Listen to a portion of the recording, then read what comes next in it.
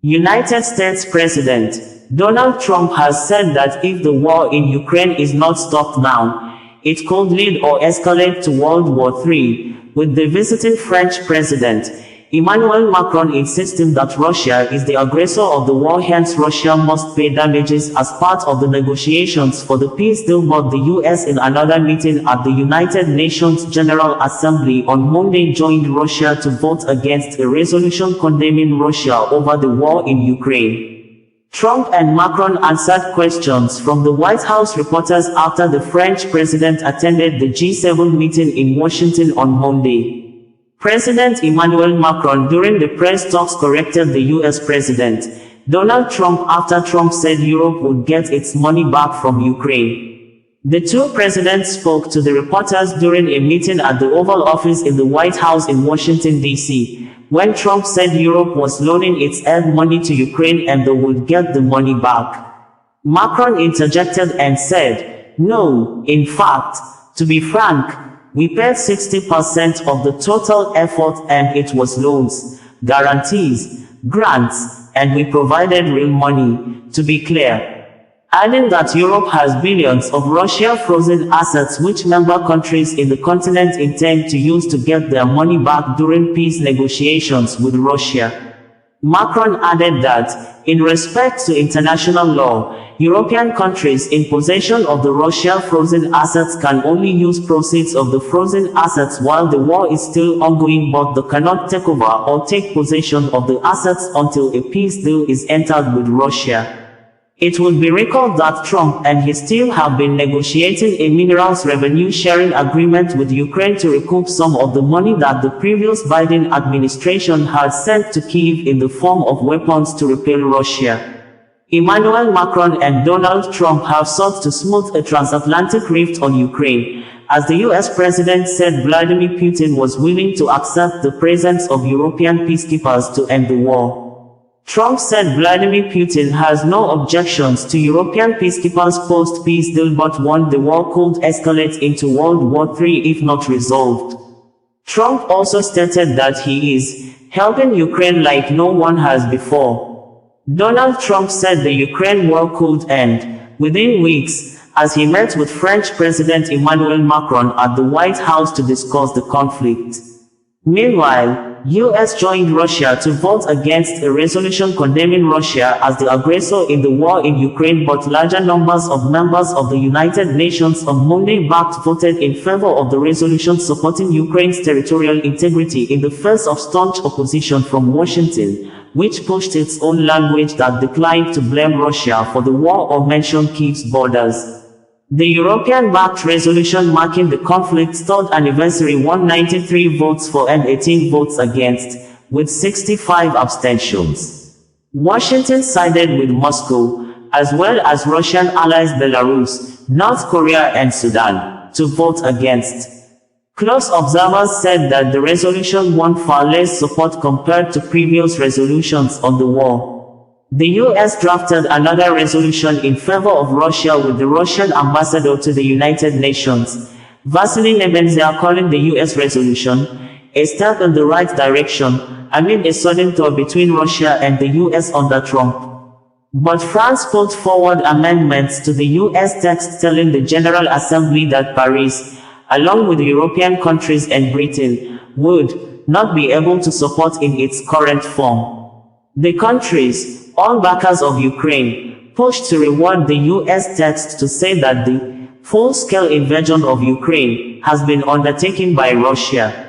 We had reported that, following the public criticism of President Donald Trump of the United States, that the Ukrainian president, Volodymyr Zelensky, is a man who has lost touch with his people and a dictator who refused to conduct election for new leader to take over the affairs of the country.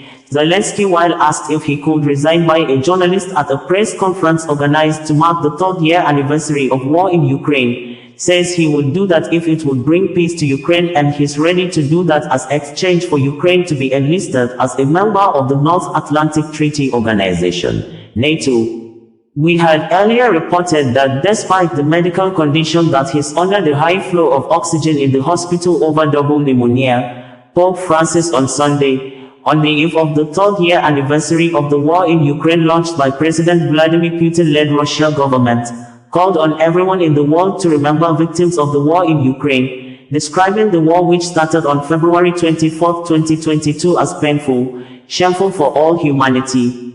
Previously, we reported that the Ukrainian president, Volodymyr Zelensky, has continued his phone conversations with world leaders with a video and written press statement on Saturday saying that the world leaders must ensure that the Russian president, Vladimir Putin, is not allowed to deceive the world again, insisting that Putin has used Russian army, intelligence services and mercenaries over 30 years to bring death to America, Europe, Africa, Middle East, Syria. This, Zelensky stated after he began special defense campaign with phone conversations with world leaders following strained relationship with one of the countries that has majorly assisted Ukraine in its defense against Russia since 2022 when the war began, United States, U.S. President Donald Trump, who threatened to stop military aid to Ukraine, claiming that Ukraine started the war it knows it cannot win, calling President Volodymyr Zelensky a modestly successful comedian and a dictator that deceived the immediate past U.S. President,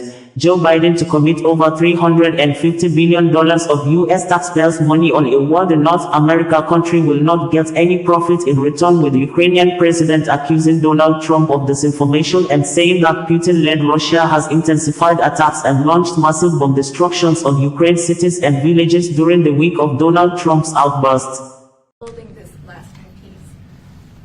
I just want to tell you a little story. So we were at the Eiffel Tower having dinner with your wonderful wife and with my wonderful wife, and we came out and he started speaking the French deal. And we didn't have an interpreter, and he was going on and on and on, and I was just nodding, yes, yes, yes. And he really sold me out, because I got back the next day and I read the papers. I said, that's not what we said. He's a smart customer, I will tell you that. How would you exactly modify what your we relationship? agreed. Mr. President, you called Zelensky a dictator. Would you use the same words regarding Putin? I don't use those words lightly. I think that we're going to see how it all works out. Let's see what happens. I think we have a chance of a really good settlement between various countries. And, you know, you're talking about Europe, and you're talking about Ukraine as part of that whole situation. The other side has a lot of support also. So let's see how it all works out. It might work out. Look, you can never make up lives. The one thing you can make up the money, but you can't make up the lives. A lot of lives lost. I think probably a lot more lives than people are talking about. It's been a rough war, but I think we're close to getting it solved. Question about Doge, sir.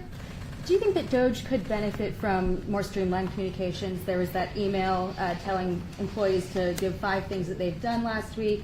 Agency heads then told people to ignore it, but Elon Musk... About the last email that was sent, where he wanted to know what you did this week. You know why he wanted that, by the way? I thought it was great, because we have people that don't show up to work and nobody even knows if they work for the government. So by asking the question, tell us what you did this week, what he's doing is saying, are you actually working? And then if you don't answer, like you're sort of semi-fired or you're fired, because a lot of people are not answering because they don't even exist. They're trying to find, that's how badly various parts of our government were run by, and especially by this last group. So what they're doing is they're trying to find out who's working for the government. Are we paying other people that aren't working? And, you know, where's all that, where's the money going? We have found hundreds of billions of dollars of fraud so far, and we've just started. We're actually going to Fort Knox to see if the gold is there, because maybe somebody stole the gold. Tons of gold. Some of the agencies... So I think it was actually, there was a lot of genius in sending it. We're trying to find out if people are working. And so we're sending a letter to people, please tell us what you did last week. If people don't respond, it's very possible that there is no such person, or they're not working. Some of the agency heads instructed their employees not to respond because they were waiting on further guidance, but Elon Musk's tweet said a failure to respond would be taken as a resignation. So there's been a disconnect in communications. Yeah. Are you concerned at all about that? No. That was done in a friendly manner. Only things such as perhaps Marco at State Department, where they have very confidential things, or the FBI, where they're working on confidential things. And they don't mean that in any way combatively with Elon. They're just saying there are some people that you don't want to really have them tell you what they're working on last week. But other than that, I think everyone thought it was a pretty ingenious idea. We have to find out where these people are. Who are they? And we said, if you don't respond, we assume you're not around. And that holds, that stands. And you're not getting paid anymore, too. So, we're doing a real job. And we just had a poll come out, I guess the Harvard poll, saying that it's massively popular what we're doing. Mr. President, do you still believe in NATO, in the alliance between Europe and America in NATO? Are you going to NATO go to the is summit in June? very much involved in this. When I first got elected at the very beginning, first term, I got hundreds of billions of dollars put into NATO. NATO had no money because they hadn't paid for years. And I said, look, if you don't pay, we're not going to be a part of NATO. We're not going to protect. We're not going to do what we're supposed to do. And we took in hundreds of billions of dollars into NATO. No, NATO is a good thing if it's done properly and if it's used properly. Mr. President, in these days you speak a lot about the tariff in Canada, in Mexico, and in Europe. I want to know what is your idea about Italy, if you want to make the same thing. What? Can you talk up a little louder? In these days. No, louder. Can you talk a little louder? You have a beautiful voice, but you're not. In these days you speak. Where are you from? Italy. From Italy. Oh, I love Italy. Go ahead. I want to know if you have the same idea with Italy about tariff. Well, look, I love Italy, and Italy is a very important nation. We have a wonderful woman as your leader, and she was on the conversation today, one that we had, the G7. And no, I think Italy is doing very well. I think Italy's got very strong leadership with Georgia. Monsieur le Président, qu'est-ce que vous répondez au président Trump qui a dit que les Français et les Britanniques n'avaient pas... Any other questions over here? Yes, ma'am. Can you clarify what you meant in your truth today on the major economic development transactions between the U.S. and Russia? In more detail? With respect to what, Russia? In solving a peace deal, you said there will be major economic development transactions which will take place between the United States and Russia. Yeah, we're trying to do some economic development deals. They have a lot of things that we want, and we'll see. I mean, I don't know if that will come to fruition, but we'd love to be able to do that if we could. You know, they have massive rare earth. It's a very large, it's actually the largest in terms of land. It's by far the largest country. And they have very valuable things that we could use, and we have things that they could use, and it would be very good if we could do that. I think it would be a very good thing for world peace and lasting peace. Well, I mean, our first, by far, our first thing that we want to do, the first element of the overall transaction is ending the war. But if, just as we're doing with Ukraine, if we could do some economic development in terms of Russia and getting things that we want, something like that would be possible, yes. Can you explain the rationale, sir, in the U.S. Yes, go ahead, please. Can you explain the rationale in having the U.S. vote against the UN resolutions that Ukraine proposed and also the U.S. proposed? I would rather not explain it now, but it's sort of self-evident, I think. Mr. President, first talked about increasing the tariffs on products from the European Union. Is that still something you want to do today? Well, it's not increasing, it's reciprocal. So whatever they charge us, we're charging them. So it's not a question of increasing. If they charge us 20%, we charge them 20%. If they charge us 30 or 40%, then we do that too. So that would be on European Union, but that really would be with respect to everything. It's reciprocity. So reciprocal. Whatever they charge us, we charge them. Nobody has a problem. Even you, I see you don't have a problem anymore, right? Mr. President, are you thinking of going to Moscow soon, maybe in May for the 9th of May for the anniversary? I mean, not soon, but I would be certainly, if this all gets settled out, which I think it will, sure, I would go there. On the 9th of and May? you'd come here too. On the 9th of May on the Red Square? I don't know the 9th of May, no, I don't. I think that's pretty soon. But no, at the appropriate time, I would go to Moscow. Monsieur le Président, est-ce que l'envoi de troupes françaises I ou think the européennes war est can end envisagé en soon. Ukraine? How soon? Within weeks. Yeah. I What's think, fine for right? Ukraine? Don't you think so?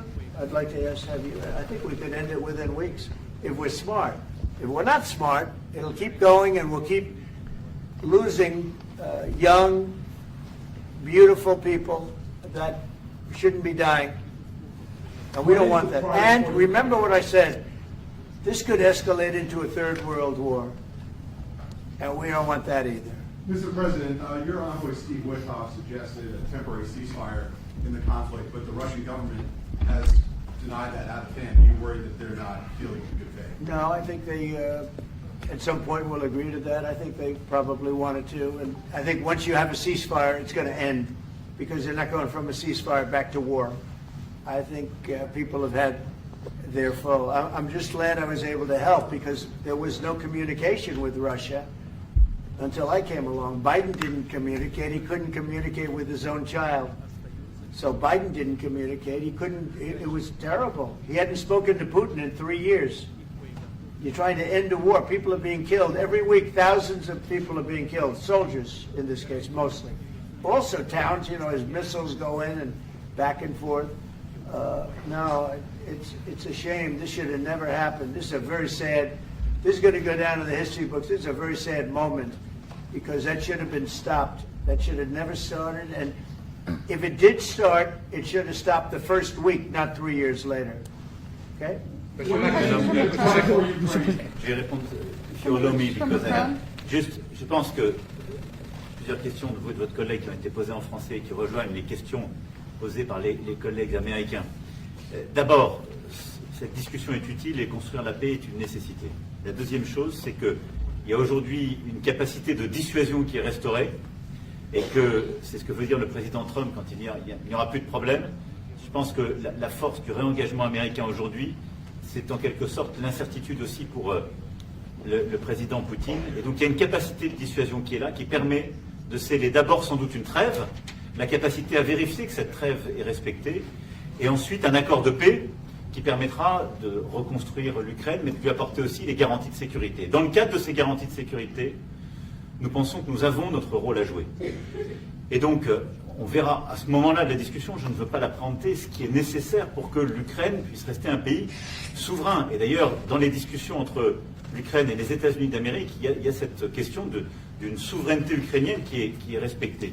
Et donc, nous, ce que nous avons préparé en particulier avec nos partenaires britanniques, dans le cadre d'un travail très étroit qu'on a mené ces dernières semaines, et partagé avec tous les pays européens et alliés qui sont prêts à s'y joindre, c'est l'idée de dire on est prêt à apporter ces garanties de sécurité.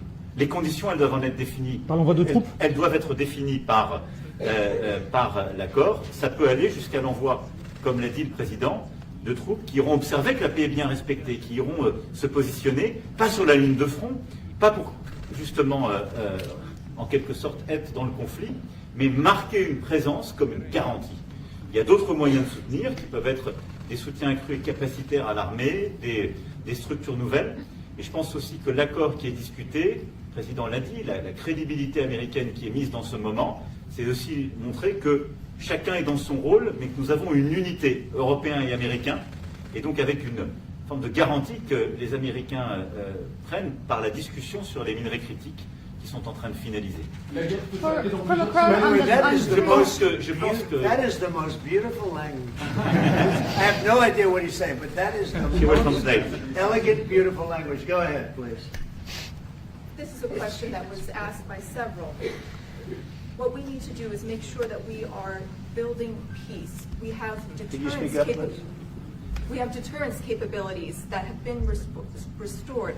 As President Trump said, there won't be any more problems. We've seen the U.S. re-engagement and the message that sends to Mr. Putin.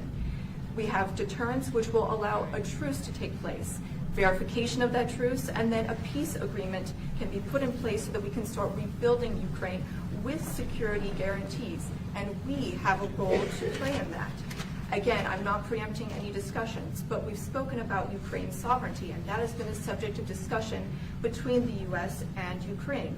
We have also been working closely with our British partners this week. We've shared this information with other European countries, and we are ready and willing to provide those security guarantees, which could perhaps include troops, but they would be there to maintain peace. They would not be along the front lines. They would not be part of any conflict. They would be there to ensure that the peace is respected. Our assistance may include other capacity building, perhaps for the military. We see U.S. credibility here. We each have our role to play, but it will be done in a united fashion. Mr. President, Russian that assets Ukraine should give up a part of its territory? Well, we're going to see. It's a negotiation that's just starting, and they've been fighting, and there's been a lot of land that's been taken. So we'll have to see how that works out. That's part of the negotiation. I will say there was great unity in that room today. We were via Skype or whatever, but it was great, tremendous unity today in that room with the other countries. Ukraine wants I was very impressed with it. territories back. Can they take it back? What they lost in the past years? That's not an easy thing to do, is it? Right? It's not an easy. Just asking whether or not you can take back the land that they lost. And I say that, yeah, perhaps some of it, yeah, I hope so. But that's not an easy thing to do. Macron on the frozen It's going to be something we're talking about. Will you Mr. convince Macron, Vladimir on the Putin front- to accept the European troops as peacekeeper? What do you think? Yeah, he will accept that. He will accept I've it? asked him that question. You talked to him? I've asked him that question. Is said France yes? going to lift the block on the Because 300 he's billion? not, look, if we do this deal, he's not looking for more war. He doesn't mind. But I've specifically asked him that question. He has no problem with it. Is France going to lift the block on the 300 billion in frozen Russian assets in Belgium? France has opposed unfreezing it to pay Ukraine and compensate the U.S. for its support. Is France going to lift its opposition to that? This is, we speak about frozen assets. We already used them to back precisely the loans negotiated at the G7. And it's part of the sanctions, so it will depend on the follow-up of the discussions. But clearly we respect international law. It's just frozen assets now. You can take the proceeds of the frozen assets, but you cannot take the assets themselves because it's not respecting international law, and we want to respect international law. How is one different than the other? You can take the proceeds from it, how can you not take Because the it's assets? very different. You keep the assets, you take the proceeds because they are paralyzed in a certain way. You take the proceeds during the wartime, but you keep the assets, and it's part of the negotiation at the end of the war. Because, this war costed all of us a lot of money. And this is the responsibility of Russia, because the aggressor is Russia. Should the U.S. be compensated? So at the end of the day, this frozen asset should be part of the negotiation. All in all. Will France support the U.S. being compensated?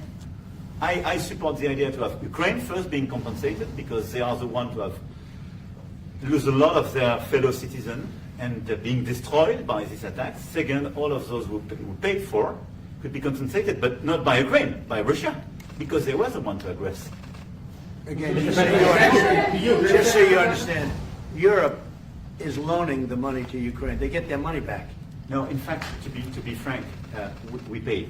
We paid 60% of the total effort, and it was through, like the US, loans, guarantee, grants, and we provided real money, to be clear. We have 230 billion frozen assets in Europe, Russian assets, but this is not as a collateral of a loan, because this is not our belonging. So they are frozen. If at the end of the day, in the negotiation we will have with Russia, they're ready to give it to us, super. It will be loan at the end of the day, and Russia will have paid for that. If you believe that, it's okay with me. Mr. President, But they get their money back, and we don't, and now we do. But, that's We will only fight fair. both. Mr. President, should be more money should be the one that pays everybody back. Are they the aggressors? Well, we're negotiating everything, and everything's on the table, and we'll see if we can get some land back, and we'll see about a lot of different things. And we're going to be making a little speech and say a few words in a little while. We're going to have another meeting, a luncheon meeting, and we'll see you in about 2 hours. Okay? Thank you very much, everybody. Thank you, Fred. Thank you, Fred. Moving out. Let's go. Moving out, cameras are up. Thank you very much. Thank you. Thanks, guys. All right, headed out this door right here, right here. We're moving out. Thank you, sir. Good to see you. Right. Bringing you the news in a more digital way.